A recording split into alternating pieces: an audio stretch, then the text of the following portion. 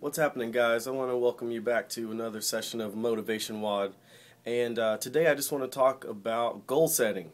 Um, Now that we're into the new year and the CrossFit season is upon us, um, I've just had some interesting reflections of my own and some talks with some athletes and clients about the nature of fitness and trying to live life, just day to day, keeping up with our eating habits, keeping up with our exercising habits, and how hard it is to stay motivated, especially during certain times of the year. And there's a couple ideas that I have. The main idea is if you're trying to tackle your workouts alone, you're not pushing yourself as hard as you could. If you're trying to tackle workouts on your own, you're definitely not as motivated as you could be. The encouragement of having at least one other person with you is a major, major motivator that you must take advantage of. For most of us athletes, I believe we are definitely working out and training with someone else. This is one of the neatest things about fitness programs like CrossFit is that they are naturally built around group camaraderie.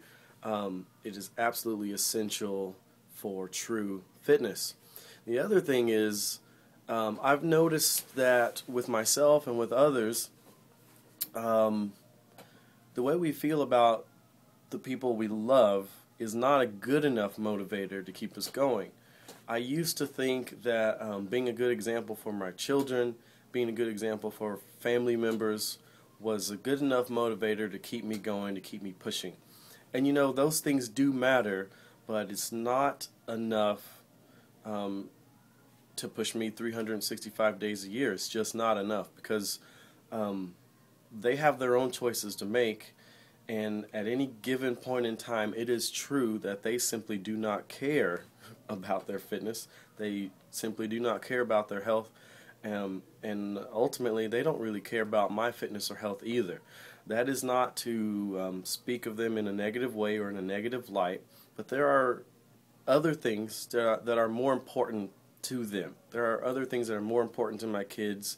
There are other things that are more important to my family members than their health and their fitness. And that's just a simple fact of life. That's why people are not as fit as they could be. Let's just put it that way, to be polite about it. And so, in the same way, that's not thinking I'm going to motivate them is not a good enough reason for me to continue taking care of myself and pushing myself to the next level.